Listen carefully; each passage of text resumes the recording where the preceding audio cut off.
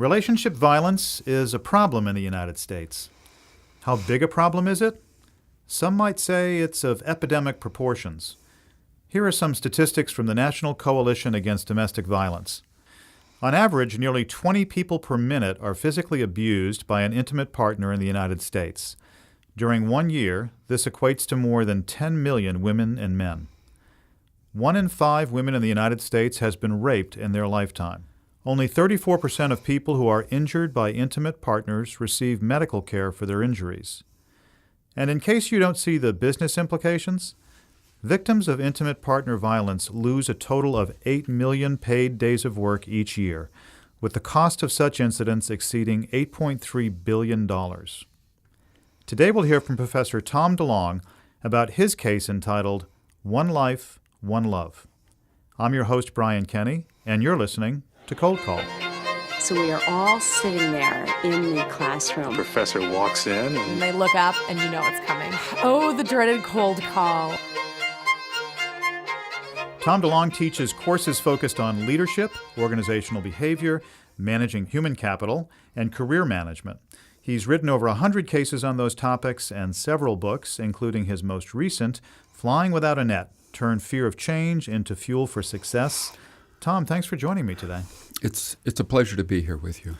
This is obviously this is an emotional case, and it has a kind of a shocking beginning. And, it's about a topic that is very much in the headlines today and sadly has been in the headlines for a long time and shows no signs of dissipating.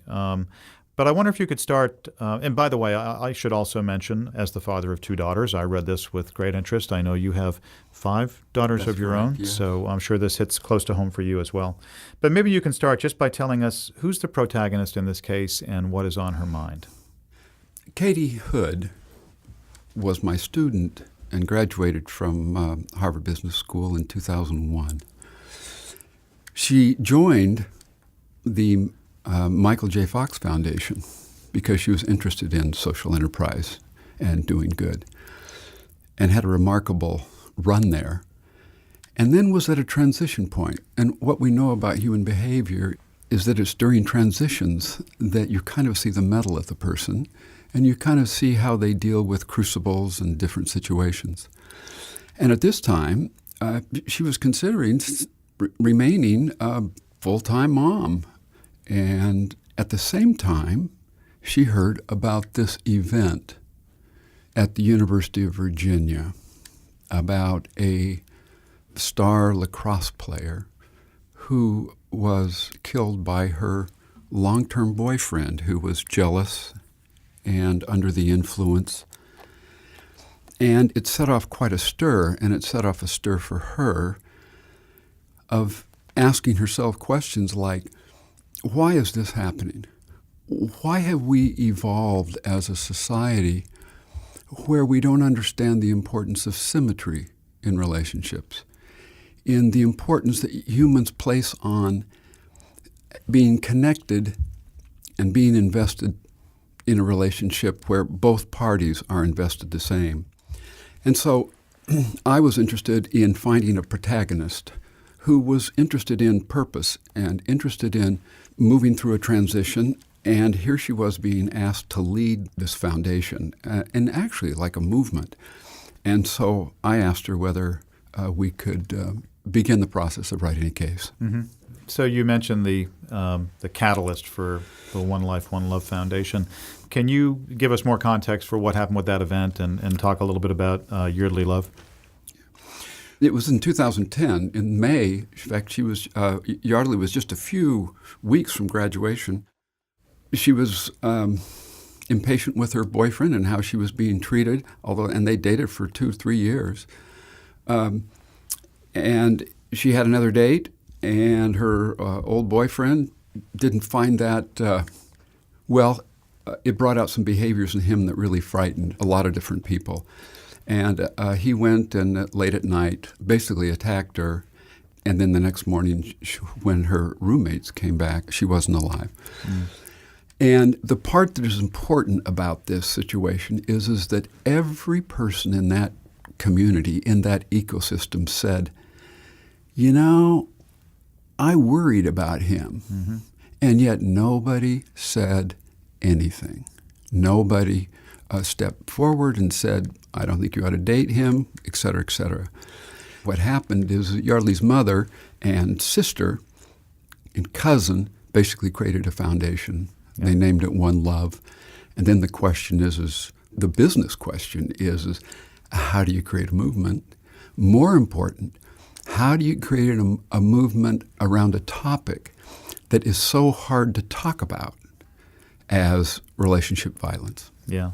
And one other thing that was important about that case, because I remember it well, it made national headlines. They were both Division I athletes playing for one of the best-known lacrosse programs in the country. This brought attention to this particular case, whereas these kinds of incidents have been happening and continue to happen for a long time, very much under the radar screen. 5 years ago, a woman came to me and said, I'd like to do a study on how frightened women are working on Wall Street. So she did some extensive interviews on campus, and there were 200 women that came forth, wanted to be interviewed, about having situations in their 3 to 5 years in the financial services world where they were in a position of being frightened. Mm-hmm. For some reason, the men in our culture haven't figured out quite how to use power and understand the concept of control. They haven't learned how to problem solve. And I'm making some gross generalizations, but they haven't figured out how to deal with their own emotions. And one of the things we teach in the course, and we're trying to teach our students, about having the courage to be what I call maturely vulnerable and talk about things in a way where you share more than just superficial issues. And so things build up over time. There have been women in my class who have written reflections that have said things like, I've been in an abusive relationship for 5 years, but I didn't want to hurt him by leaving the relationship. So what's happened in this whole movement is that when Katie Hood is at an MBA program and is sharing the data and talking about the program, the MBA students say, well, you should be doing this at the college level. And now she's been to over 400 universities. When she goes to undergraduates, the undergraduates say, listen, you need to go to high schools. Yeah. And she goes to the high schools, and they say, you've got to start this earlier. And so one of the ways that she has moved, how the paradigm has shifted, is moving from talking about just relationship violence to healthy relationships. Mm-hmm. It's a reframe, and it gives them psychological permission to talk more about it as opposed to something that sounds so hostile. Right, and it's looking at the solution rather than the problem. We all know the problem's there, so let's talk about the solution. So what is Katie and One Love trying to accomplish? What's their ambition? Well, I think that what she says is that I want to do for relationship violence and healthy relationships, do what the mothers did for MAD, Mothers Against Drunk Driving, mm-hmm. that it became something that just wasn't a fad, but it began to change the way that legislatures looked at penalties towards drunk driving. So her goal, and it's very aspirational, and the question, of course, is in one of these movements is how much time is she involved with informing or inspiring or asking for money? Yeah. That's one of the leadership questions that begins to emerge as I talk to her and advise her. But she wants this to spread throughout the country. Yeah, and so how do you do that? Like, what's the approach that you take? She's a force of one. It's a small organization. She is burdened with the need to raise money. Otherwise, you can't sustain the operation. So how do you divide your time? Well, one is that she's brought in some fabulous professionals who are as committed to this work as she is. The other thing is that she's found that the easiest thing is raising money.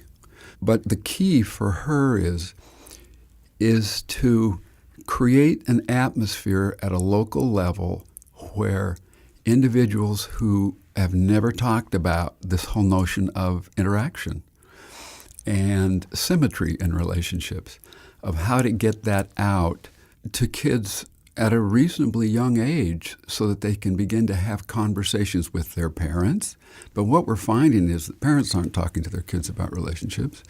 This is an educational, inspirational process. Mm-hmm. And you've got to sort of empower other people to be influencers in this, right?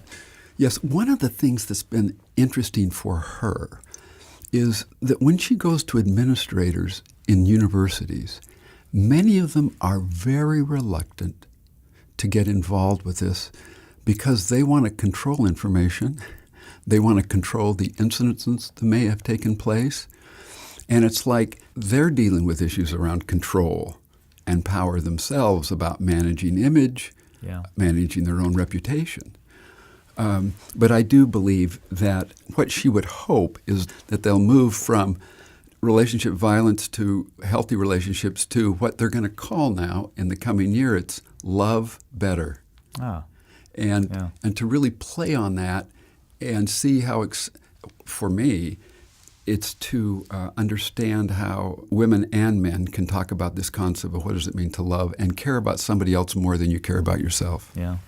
So what's Katie like? I was interested in reading about, in the case, about some of her hesitancy in taking over this role. And some of it had to do with the fact that she was a mom of 2 young kids. But there was another interesting dimension to that, just about her own insecurity. Well, the question is if I take this on, can I do it? Yeah. And she actually said at one point, she said, and one of the reasons I approached her is that so many of our students here say, well, I'd like to know what my purpose is. Now, many of them haven't had many road miles, so it's difficult to come up with the purpose. But she says, I wanted a purpose that I could commit my life to. And she says, I actually felt like God spoke to me. Now she says it, quote, God spoke to her, and said, this is your calling. This is what you need to be about. And then that's when the insecurities started to take over because she said, this is what I need to be about. Mm-hmm. And am I up to it? Yeah. And I think for all of us, when we take on something different, it's never going to be how we thought it was. We never get the right vision. And I also think that it's typically harder than we thought. Yeah, yeah. What were some of the issues that, and I think about this more in the context, I guess, of people who are listening who may be in organizations or they've got fledgling things that they're trying to get started. What are some of the things they should think about as they begin to shape that idea? I think the first thing is that while it's important to have quick successes, I think if you move too fast, then you lose out in creating a foundation of relationships and people that you can rely on. I think it's very tough to become the sole leader. And I think that there's always this question around, am I going to join this movement because I'm inspired by Katie or I've been converted to the cause? And I think you need to take the time to kind of look at the motivations of people around why they are, in fact, joining this movement. Yeah. Have you discussed the case in class? I did a run-through with some executives. Yeah. And one of the dilemmas with the case is that people start to turn inward and begin to reflect on their own experiences. And it's like they psychologically and emotionally leave the class during the discussion. The other thing is it's typical, is that they might be critical of how Katie has managed, which I'm just fine with. But I also think that it's a way for them to deflect when they're thinking about the kinds of relationships that they form and also how they use power and control to get their way. Yeah, I would imagine part of the challenge for you in the class is how do I get people to focus on the business side of this and separate themselves from the emotional part of it? It's a tough process. But again, anybody who comes to this campus, we want them to have a transformational experience, and that means tough work for the faculty. Yeah. Tom, thank you so much for joining us today. My pleasure. You can find the One Life, One Love case, along with thousands of others, in the HBR case collection at hbr.org. I'm your host, Brian Kenny, and you've been listening to Cold Call.